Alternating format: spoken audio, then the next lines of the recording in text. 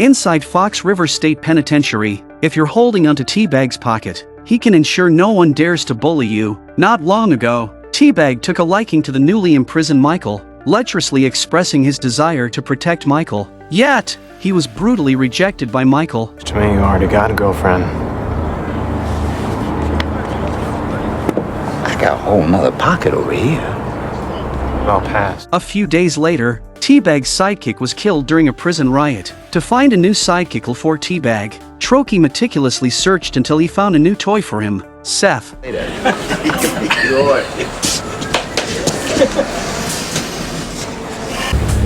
do you say we go for a walk, huh? Under Teabag's lascivious tyranny, Seth, despite his unwillingness, had no choice but to submit, because Teabag killed a guard, Bellick. During the riot, Bellick swore to leave no stone unturned in finding the murderer. The next day, Seth approached Bellick to inform him that he knew who the killer was.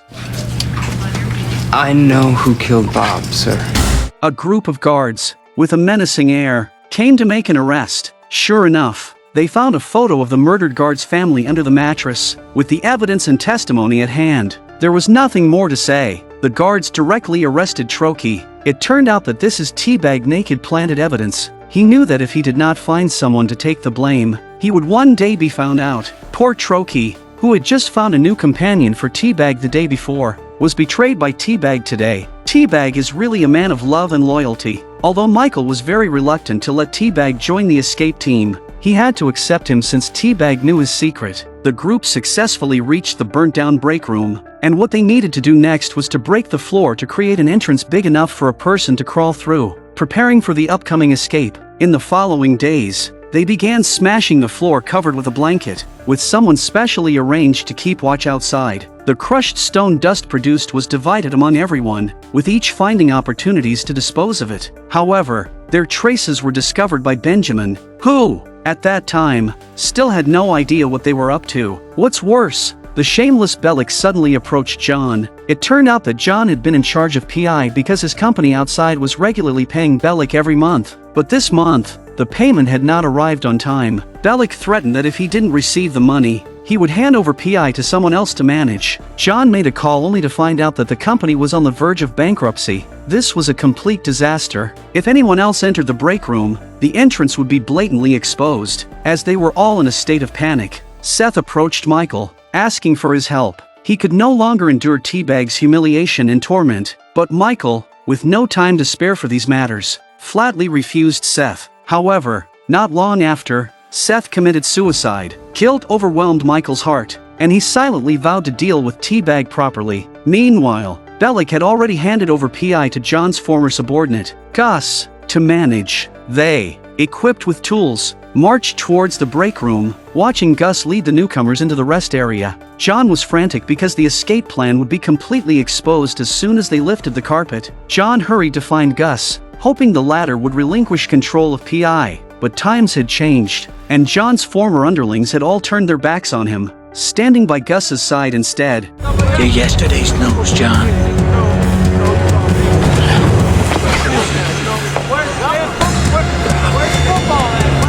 As these people moved in and out day by day, Michael and his team were increasingly anxious to regain management of the PI. They need to keep John's outside partner, Philly, paying for him, and continuing to pay for John is contingent on the location of that key witness. This witness was the only person who could pique Philly's interest. After all, if the witness successfully testified next month, Philly would also end up in prison. Having no other choice, Michael decided to talk to Philly in person. To gain Philly's trust, Michael detailed the entire process of locating the key witness. Before being moved for protection, the witness would be guarded by the local sheriff. There were 4 sheriffs in total in the area. Before entering prison, Michael had called around, finding 3 sheriffs in their offices, while the 4th was on vacation alone, without his family. It was clear that this sheriff was guarding the witness, since it would take several weeks for the police to establish a new identity for the witness. This sheriff would inevitably make a call home. Through his phone bills, Michael finally traced the witness's location.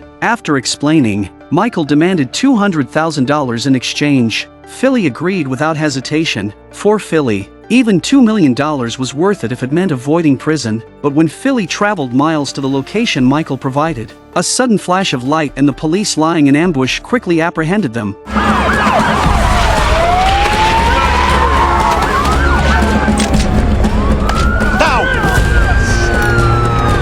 It turned out that the address Michael had given was fake. The witness, Fibonacci, was a good person, originally just a warehouse manager in John's company. One day, Fibonacci accidentally witnessed John committing murder and decided to step forward to report them. Of course, Michael couldn't possibly reveal Fibonacci's real whereabouts. After resolving the situation, John tentatively mentioned, "Give me Fibonacci once we're outside these walls, right?"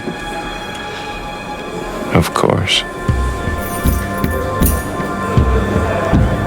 Thank you.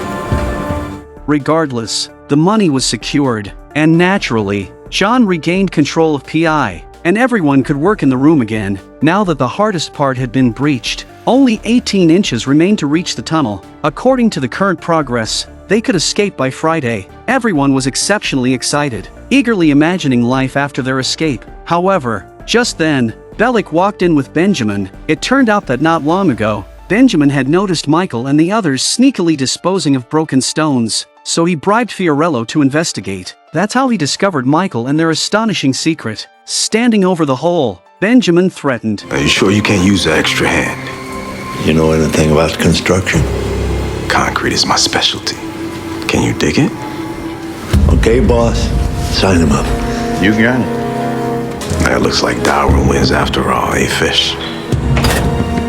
Sucre whipped out a mirror. Checking that the coast was clear outside the prison, Michael then retrieved a credit card from a hidden layer in his prison uniform. Sucre, puzzled, asked, "What's the use of hiding a credit card? It's not like you can go shopping in here." But in the next second, Michael peeled off the protective film from the credit card. It turned out to be a prison access card. Before getting locked up, Michael had already researched the access control systems of Fox River State Penitentiary. He then programmed the access credentials onto a magnetic strip and covered it with the sticker of a credit card. This way, even if the guards discovered it during a body search, it wouldn't jeopardize his escape plan. The reason he needed to create an access card was to sneak into the inmate's property storage room to retrieve two crucial items he had stored before getting incarcerated: a mini tape recorder and a gold watch. After regaining his belongings, Michael snuck into the drainage pipes, but as he inventoried his items, he realized the gold watch had vanished. This watch was a critical component of his escape plan. Michael learned from Charles that the guards often stole from inmates. The only time inmates would realize something was missing was when they were released and went to collect their belongings. By then, it would be too late.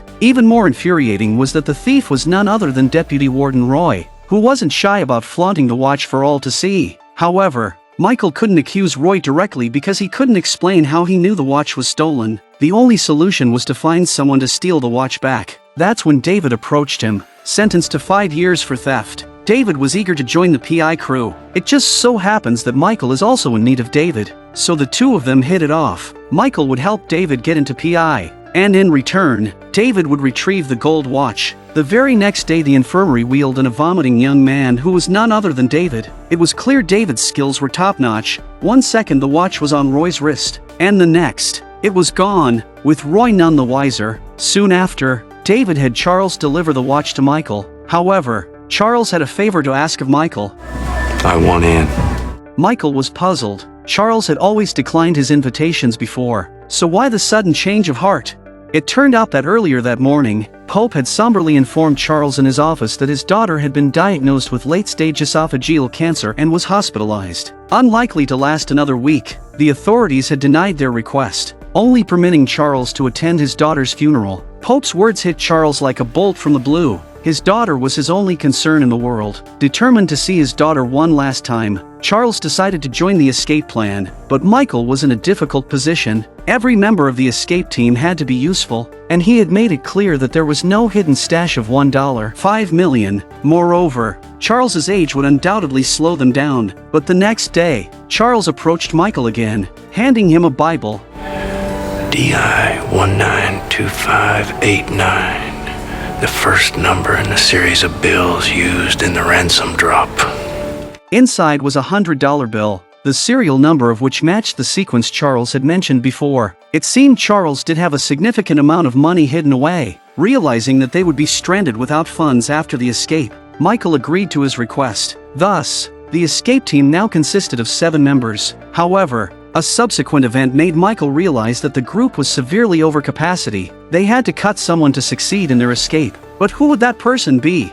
Even a small button, in Michael's hands, could serve an unexpected purpose. He dropped the button down the slope of the drain pipe. Listening to the sound of the button bouncing, he estimated that the reservoir below the slope was only 14 meters away. This meant that even if he slid down, he wouldn't break his legs. Looking up, he saw the manhole 5 meters above him, surrounded by absolutely no footholds. Escaping through here seemed like a pipe dream, yet it was the only way out. Michael had to find even the slightest chance. Suddenly, he spotted a semicircular drain outlet. Peeling open a hidden layer of his clothing, Michael pulled out a rope and a black plastic bag. He packed his clothes into the plastic bag, tied it closed with the rope, and then used the bag to block the outflow pipe of the reservoir. Next, all Michael had to do was turn on the water valve to use the buoyancy of the water to lift himself up. However, the main valve outside was shut off, making it impossible to release any water. The following day, while working in PI,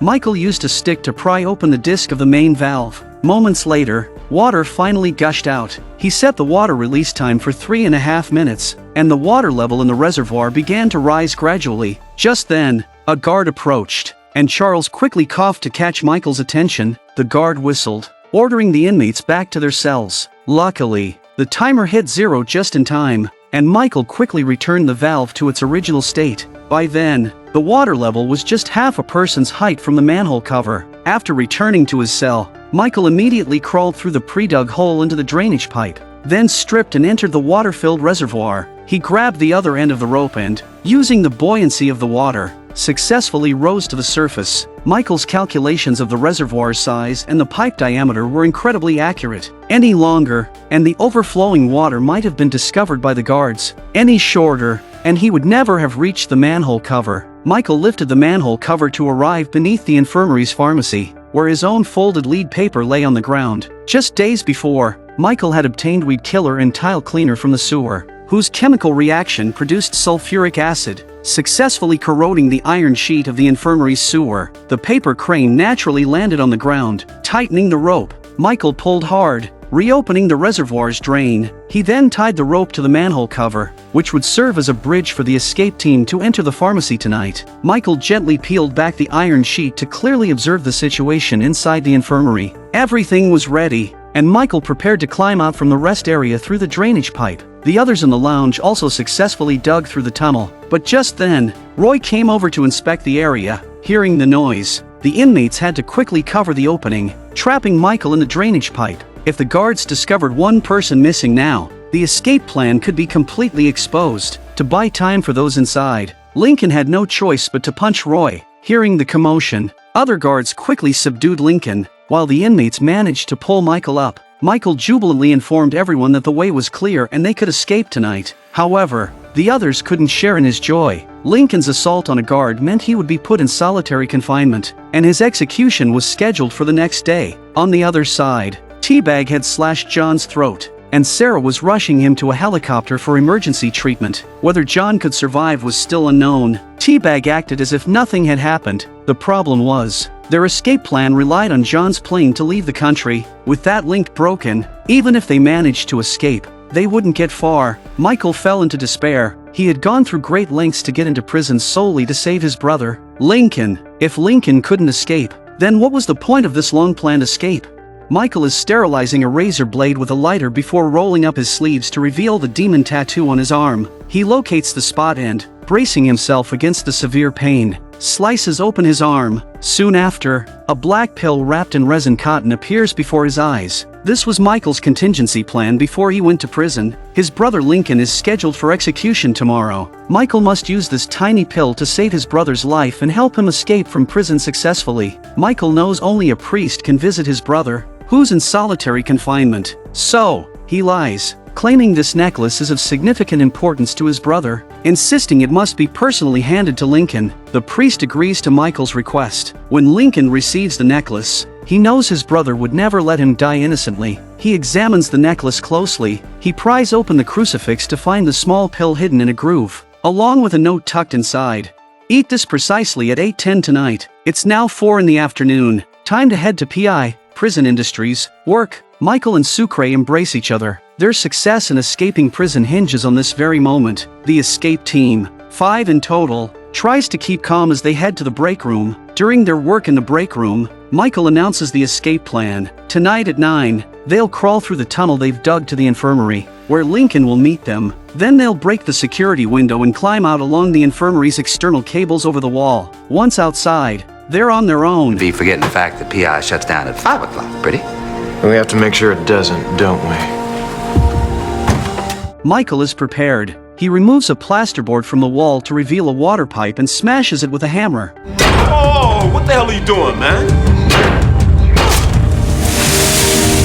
Upon receiving the news, Bellick storms in furiously. The men, soaked to the skin, sit on the ground like children who've been caught misbehaving. Michael explains they accidentally broke a pipe while renovating. If they don't dry the walls and floor quickly, the plasterboard will absorb water and mold. Bellick, even angrier, snaps. Then what are you sitting around for? If you don't get rid of every drop of water, nobody's sleeping tonight. Don't catch a sniffle. Seeing their plan succeed, everyone bursts into laughter, but Michael can't seem to share their joy, for it's still uncertain whether Lincoln can join them successfully. At 8:10 p.m., Lincoln takes the pill on time, and within seconds, he's in agonizing pain, vomiting and suffering from diarrhea. The guards rush to take Lincoln to the infirmary for emergency treatment. Finally, at 9 o'clock, the group lifts the carpet and uses a wrench to lock the door from the inside. Everything is ready, and they excitedly wait for Michael to give the order. See you on the other side. They climb down the hole, through the drainage pipe, slide down the slope to the reservoir below, and, using a rope they had prepared earlier, successfully reach the pharmacy below the infirmary. But as Michael looks up at the drainage pipe on the roof, his smile freezes. The pipe he had corroded was replaced with a brand new one, thicker than before. It turns out that a cleaner, while collecting trash that afternoon, accidentally saw the corroded pipe and called maintenance to replace it. Michael and Sucre exert all their strength but can't budge the heavy-duty pipe, meaning this route is completely blocked. Michael can clearly hear Lincoln above, trying to smash the pipe with a mop. Such a thick pipe could probably only be dug through with an excavator. The last time the brothers might see each other could only be at the execution ground tomorrow.